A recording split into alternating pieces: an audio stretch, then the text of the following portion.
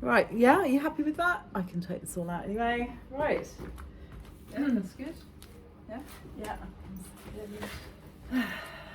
Maybe. Yeah, no, it's strange, isn't it? Because that's there, so it'll be my side, that's fine. Or how else can we do it?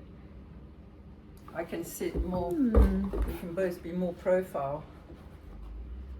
Yeah, let's do that. I might just pop this on my lap. I mean, that's okay, isn't it? Oops. Yeah, just keep it plugged in. It's really Darn. old. Okay. You might want to, hang on. Is it this? No, it's the other. Hang on, let me do this. Because then it's not going to pull too much. Is that okay? Yeah, I did have the intro about you here. Is that not there? I wrote Oh, did you want? bit. Yeah, did Yeah, you do you cut mind? it out? No, Yeah, it's that's just fine. because I'm going to do an intro to you. Oh, okay. And then, yeah. I thought that was for your. All right. An artist. And if there's anything that you think I've missed or you'd like me to ask you, just say. Okay. Well, I'm sure we'll. Yeah. Just as we chat, things will. Okay. Thank you.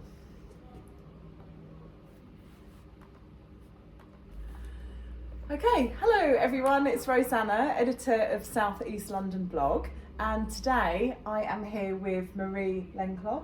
Have I said that correctly? Yes, very good. And Marie is an artist based in South East London near Brixton, and she's originally from Paris, and you came to London to study graphic design at Camberwell Art College in 1995. I know. So a lifetime away. Oh, so welcome to the blog. It's really nice to meet with you finally, because Marie and I have met at a couple of artist previews, haven't we? One at Tom Cox Gallery, and I think I saw you when you were exhibiting in Kudu. Peckham? Yeah. Yeah, that's right. Right. Peckham, yeah. So we're here today at Marie's studio in Loughborough Junction. So you'll see behind us, this is your space. So tell us a little bit about you and what you do. Well, so I'm an oil painter, and I picked up painting again around sort of 10 years ago, after about 20 years of not doing it. Right. So I painted a bit when I was a teenager, like a young teen. My dad used to paint in the summer holidays in France. We'd go to the seaside, but he'd spend the entire time in a room making paintings for the whole months of August when he was on holiday. And so eventually I picked up a brush and some colours that he had and started painting as well. So I did that for a few years, and then just carried on painting here and there until I had my daughter when I was 26, and then I completely stopped. Never really thought about it, never particularly missed it. I was a filmmaker, right, for around sort of 12 years, right, making documentaries about social issues in London mostly. And then the kids grow up, and I found that back on holiday, exactly where I started to paint when I was 14, my kids were old enough to go to the beach by themselves, so I picked up painting again. So is this Brittany? Because I was doing a little bit of research on you. So you said there's a piece of work that you've got called The Trees, which is, so this is where you've been holidaying since you were 13, 14? Since I was 7, actually. Oh, right, okay. And we still have a family home there. Yeah. And when I restarted painting, so like 10, 12 years ago, I mostly restarted on holiday in Brittany, and one of the things I noticed, once my dad had allocated me a tiny little studio space in his attic where he has his studio, right. I noticed I was by this little window, and I noticed the trees out of the windows. It's like this group of 5 enormous pine trees. And I started painting them, and I've been painting them, for the last 10 years. Do you have a painting here that I could actually, see? Yeah. I think that's lovely. So do you find that things change a lot during this? Are you always there in the summer? So that's one of the latest ones I made. Right, those colours are beautiful. This April, Yeah. when I was there. But I've made about 60 versions of I the same see. trees. I see. My style is really changed. I Yeah. mean, from when I first started, when I first restarted painting, I mostly did still lifes. I did some portraits, and it was very much sort of painting directly from the subject, so from observation. Right. The trees are made from observation, so I only paint them when I'm there looking at them. But what I did when I restarted painting, my style was a lot more impressionistic. There was more looseness in the mark making, there was more texture. And then as my work developed, because after a few years I decided to continue painting also in London, which is when I got the studio here 9 years ago. And as my technique developed, and through doing the urban landscapes, and it became more precise, then even my observational work, so the trees, really started to evolve to become more defined than I used to do. So there's still like a big imagination thing going on, because I am sort of making up the landscape underneath from bits of bobs I see. I see. Yeah, because in reality there's some houses here which I don't want to include. Okay. So I'm constantly creating, but the mark making is more related to my urban work, which is quite precise, quite defined. So the urban work is a piece behind us here. Is this, I'm trying to work out, is this Loughborough Junction, this piece? Yeah, it is. Yeah, that's Friendship Adventure here. Oh yeah. And that's it's called Cold Harbour Works now, which is like a studio professional space. So I'm quite taken by your urban landscape work, and the lights and the colours, and so I'm just looking, there's a piece up on the wall which I think is probably just under a railway bridge, is it? Or you've got the light coming in there from a window. I don't know. Yeah, can you take that piece? We can show you, because it's quite an interesting. Yeah, it's just a really interesting use of colour and light, isn't it? And how do you? This is. I mean, if I was to paint bricks, it wouldn't be as neat as that. So how do you start? What's your process with something like this? So I draw. I draw on the canvas with a biro. I always use 4 colours. Oh, do you? Yeah. That's interesting. And because the point is quite fine. Ah. So I'll do the drawing directly on the canvas with the biro, and then I'll start using paint to add the colour. And the neatness comes from practice. I mean, it's incredible how, just doing it has made my hand really sort of more still and able to do straight lines. This is oil paint. Yeah. Yeah. So I don't use tape, like a lot of artists who do buildings use tape, but I don't tape anything. And it's just slow work, yes. I suppose. Yeah, because all and these lines are just the colours. How do you work with the colours? Do you mix your own? I mean, how do you? So I mostly use 5 colours. So 5 tubes of paint. Right. I've got a brown, a blue, a red, an ochre, a yellow ochre, and a white. Okay. And this is the combination of colours that I use for most of my paintings, including, the trees. Yes. And so then from these I can mix all the colours that I need. So with the blue and the red, you can make a black. Yeah.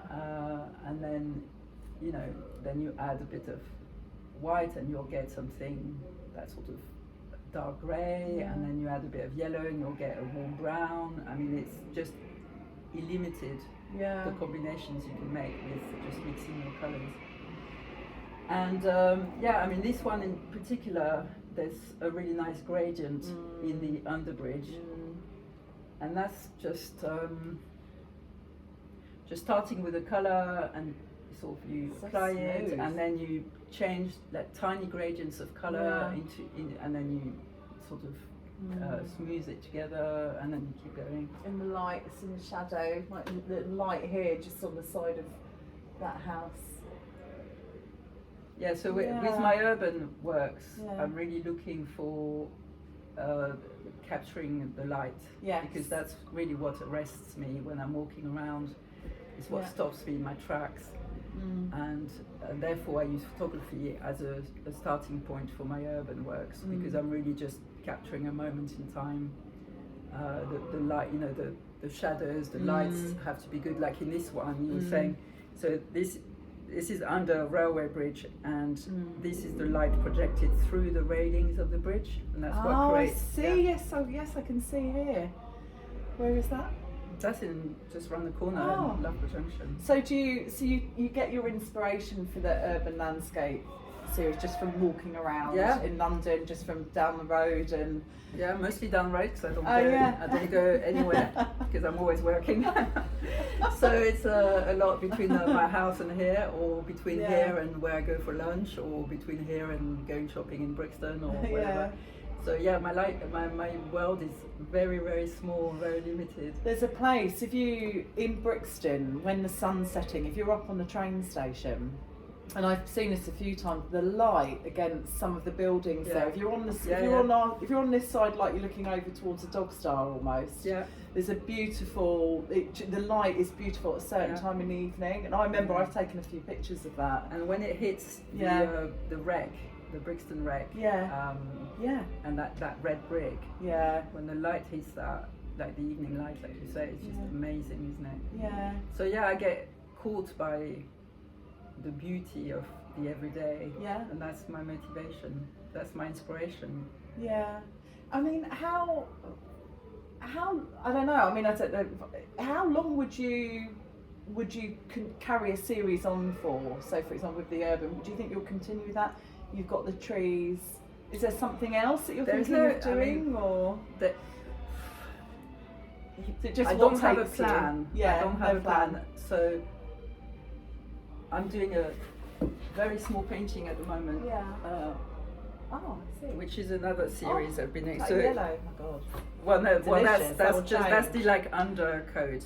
Yeah. But so I do these postcard-sized paintings, Yeah. and this is a painting of the bridge by the studio. So it's the nearest bridge to here. Yeah. And I have now a series of paintings called The Bridge by the Studio. Oh. I must have done 50. Wow. Okay. So different compositions, different lights, Yes. different times of the day, just underneath, just looking sideways, looking straight on. Yeah. And I don't know, series like just happen because I'm not scared of repetition, so I'm not scared of repeating the same subjects, because every time it comes out different. It's like the trees, it's always the same composition. It's, I'm just looking at the trees, so these trees never going to change place. And yet every painting I make of the trees is different. Yeah. So it's just how when you paint from observation, it's different because the weather is changing. I do this over a few days. The light is changing, the weather is changing. That one day might be completely grey, so you'll pick bits of that grey day. Then the next day might be sunny. Then you'll add more light here and there, and so on. So you evolve with the time and the weather. Whereas with the urban stuff, I'm just focusing on one tiny moment in the day when the light is the way I want it to be. Yeah. Also, I keep getting this question in my mind. It keeps dropping off. Ah, that's it. So, have you got anyone that who inspires you, whether it be an artist or a family member, or someone, or things or books? You talk about just walking in the light, but would you say there's an artist that you would, if you could have one piece of artwork in your house, who would it be by? Oh, that's too hard. There is many artists I admired and that I'm inspired by. I suppose in terms of a family member, my dad, he taught me to see things. So he's 86 now, and he still paints every day. And I saw one of your videos on Instagram. I thought it was really nice. Yeah. I really enjoyed it. Yeah. He's just, I remember him, like it was long before I started painting again, and he was visiting me in London, and I can't remember where we were, somewhere in the West End, and suddenly he stopped in front of a brick wall, and he was like, "Oh, look at these bricks, they're so beautiful." And I was like, "What?" You know, I'd never, and then once someone shows you something that you take for granted, and they sort of, then you can never unsee it. So I suppose little by little, he's fed my confidence in trusting that what I find beautiful, even in the mundane, can be something to be used with art. I think it's I think that's why I like your urban series so much, because I really like urban decay, or I'm slightly obsessed with cranes. And just spaces that are derelict. So I was saying to you earlier, a couple of my friends have a studio around the other side, and you're just walking down, you know, where the arches are next to the train station, and again, you know, you've got your garage doors, you've got toilets that are all bolted up and just look awful, you know, piles of, but there's just something about it. I think that I get what you're saying. So in my own urban work, I choose not to include the decay and the graffiti or the rubbish on the floor, or the bins, or the cars, or the people. So I'm cleaning up what I see, but that's because for me that's not the essential. That's not what I find beautiful. But at the same time, I'm also attracted by spaces that are unloved or unseen. And that's, I think it's because, well, first of all, you can find beauty in anything. Yeah. And it's often to do with just the juxtaposition of colours, Yes, yeah. the compositions that are happening accidentally in the space. And yeah, that's what you see when you see cranes and decay and sort of bits and bobs. Yeah, it's just this, it's just. Because I love that. What's that building up on? Not near Excel. I used to go up to Excel and take photos up there because I love the space. Is it the Seafarers building or something? Oh God, Sea Crates or something. It's one of those big old buildings along the Thames. Sea Containers. Oh, is it Sea Container? Yeah. It's a hotel, bar. Oh, is it? I don't know. I don't know. I mean, there's a place called Sea Containers. I like getting the boat up the Thames to Greenwich, because as you go further up, you've got all these wonderful old brick buildings with all the boat hooks still outside, and you know, just a kind of dark, empty space with nothing, you know, where the boats would go. I think maybe it's an attraction for a part of history as well. Well, it is. It's about life. There's stories there. You know, it's people. Many people have come and gone, and there's something about that space, you know, which is quite fascinating. And I always think it would be quite nice to go somewhere and, you know, just I don't know if you could do it, but you could kind of like have a download as who used to live there, or what this looked like, you know, in the 1800s, whenever it was there, and the people that came and went. I can point you to a person who's got a brilliant Instagram page called Loughborough Road History. Oh, okay. And Loughborough Road is a road that goes from Brixton Road to Loughborough Junction. Yeah. And she's basically a historian of the street, and so she researches people who've lived in the different houses in the street and tells you the stories of, you know, this shopkeeper or this woman who was a seamstress, or this so there is probably loads of historians and bloggers that do this sort of thing. But in terms of other artists that I admire, I mean, I love a lot of dead artists. I was thinking about this because you sent me your questions before, and I mean, people that gave me a lot of emotion when I was long before I started painting. where people like Georgia O'Keeffe and her urban landscapes, Yes. not so much the flowers, but she's done some amazing paintings of New York. Yes. You know, Hopper, of course, Yes. for the I light. was going to ask you about Hopper. Yeah. Yeah, 'cause, a big influence in terms of how he depicts the light heating a building. yes. You know. Yeah.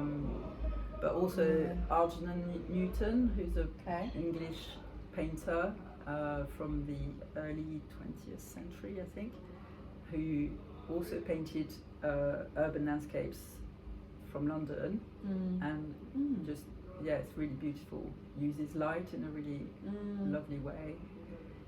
So I think I'm attracted to any artists who use light and colour. So Cézanne as well. And then in my contemporaries, I love a lot of my contemporaries. Instagram is brilliant to keep up with what they're doing, and I get inspired all the time by the paintings that, you know, people that are alive do. Yeah. So what's in store for you this year?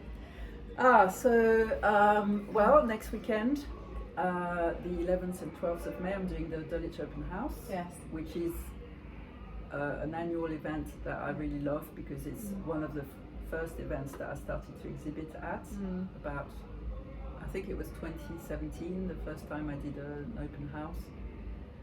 And so it's the first time that I showed my work to the public and started getting feedback and started selling stuff, and I love it because it's a free event, everyone can come, and it allows you to meet your community, because mostly people are local. Yeah.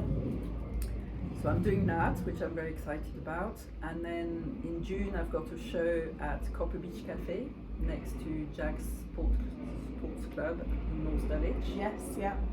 And the manager there, Lizzie, she organises a show, like a monthly show does with she? a different artist. Yes.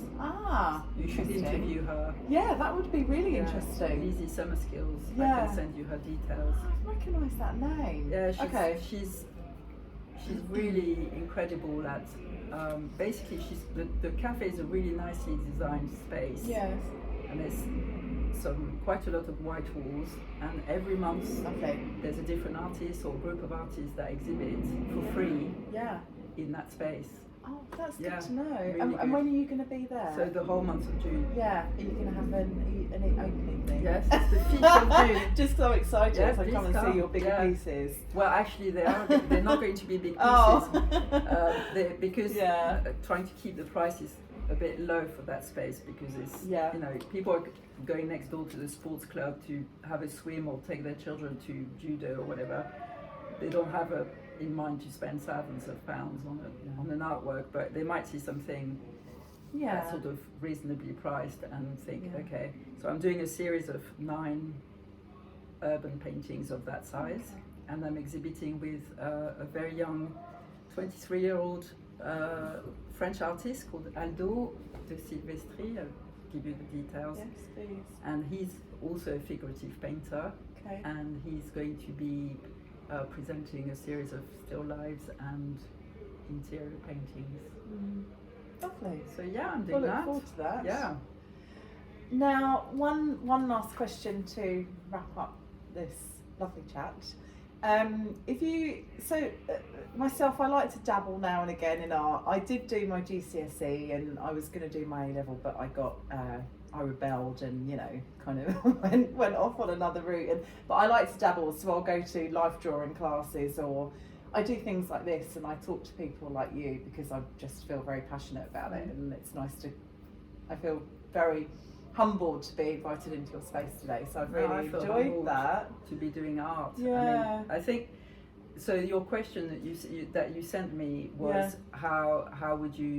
what would you say to people who want That's to it, dabble? yeah. I thought that was the most interesting question of all, because I felt so enthusiastic about this question. That's good. Because first of all, I think everyone should feel free to do art. Yes. We shouldn't feel any pressure. Yeah. And so I was thinking about what my answer would be, and my answer is do it. Like try as many different things as you can.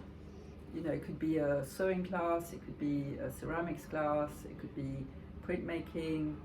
And then I think maybe if you're not sure what you like the most, it's best to try and try different things. Then let's say if you think, oh, I love painting, then just do it as much as you can, because I think confidence comes from trying, and the more you try, the more your technique or what you realize you like doing will become clear. So then you can pursue that. And yeah, I think it's just about practice and also about looking at other people's work and just copying. Seeing what inspires like you. copying is fine. Yeah. I think even going to a museum and doing a painting, like a drawing from a painting that you like, and just trying to reproduce what you see. The other thing that I always encourage, I used to teach art to vulnerable people in Lambeth. Oh, did you? Where did you do that? So, well, there was a homeless centre called Ace of Clubs in Clapham, where I'm sure it still exists. So I used to do art classes to mostly homeless people, very vulnerable adults, people who'd not had an art education, or some of them no education. And you know, some of them were quite old, some of them slept rough. And that time, the art class, they came if they wanted to come. It was completely free. It was offered as a thing for them to do. And my approach mostly was to present them with a still life. So I don't know, some fruits in a bowl and some flowers, and then get them to respond to what they were seeing. Yes. And then just guiding them through that. And I think if you're starting, the most important thing is to just train your, so this is a lesson I've learned from my dad, to train your hand to do what your eyes can see, not what you think your brain can see. So what do you mean? Like, so would you not look at the page? Because sometimes no, I you look at the page, but basically when we're drawing, we think, well, no, that shadow can't be going in that direction, or that shadow can't be that dark, because your brain is telling you, I see. well, no, that shadow can't be blue, because the shadow is grey. Yes, yeah. But sometimes the shadow is blue. So it's about trusting what your eye can see, as opposed to what you think you should be seeing. And I think if you have that as a sort of rule, that's when you'll really progress. Yeah. So it's about trusting what your eyes can see. Yeah. And that's really exciting. Yeah, it is. Yeah. I think you kind of inspire me a bit, because I do want to do something, but I was like, I just don't know what to do. I don't know what to do. But do a still life. Start with a still life. Start with a. I still remember I think I've still got my still life that I did in GCSE. I know, yeah, I've still got it. It was actually quite good, because I really like charcoal. I like just white paper and charcoal, because I like getting quite messy. Yeah. But yeah, maybe Do I it will. again. Maybe I will. Yeah. Because and also you can never be bored, because there's always more things to draw or paint. That's true. You know, anything in front of you can be changed into a picture. Yeah. Are you quite meticulous in how you work? Are you very tidy? I'd say this is very tidy in here. I tidied quite a bit. Oh. Well, what I like about having a studio space is, so I live in my house. There's some young adults and an adult husband person, and so this space, Adults. this studio space, yeah, they're all adults, even though some still behave as teenagers. So this space is really my space. So yeah, sometimes I leave a mess. Yeah. I suppose in terms of neatness, what I need is, I really like being in my space. I like to have my podcast or my music in my ears, and I like to have a long stretch of time ahead of me. So I work every day, like most weeks 7 days a week Really? for about 6-7 hours in a stretch, and that's, I suppose that's the neatness in my work, is that it's like a daily practice, and it requires discipline. Sometimes I'd rather do other things, but but yeah, you just get into it and then the work comes out, so that's good. Oh, wonderful. Well, it's been lovely talking to you today, and thank you for your time and inviting me into your space. You're very welcome, and everyone's welcome to come and visit me in my studio. Oh, that's lovely. Yeah, well, we should take Marie up on that offer. But so I'll be heading down to the Dulwich Open House, and then we'll see you just next to Jags. What's the coffee shop called? Copper Beach Cafe. Copper Beach Cafe. So next that's door. It's tucked in between the Charter School and Jags Sports Club. It's a bit off. Anyway, but I'll give you the details. I know, isn't there a flower? It's next. It's near garden centre around there. Yeah, the garden centre is right next to North Dulwich Station, and it's it's like a 5-minute walk from there. Lovely. All right. Well, thanks, Marie, Thank and you. good talking to you, and thanks for tuning in. Thank you. That's brilliant. That's great.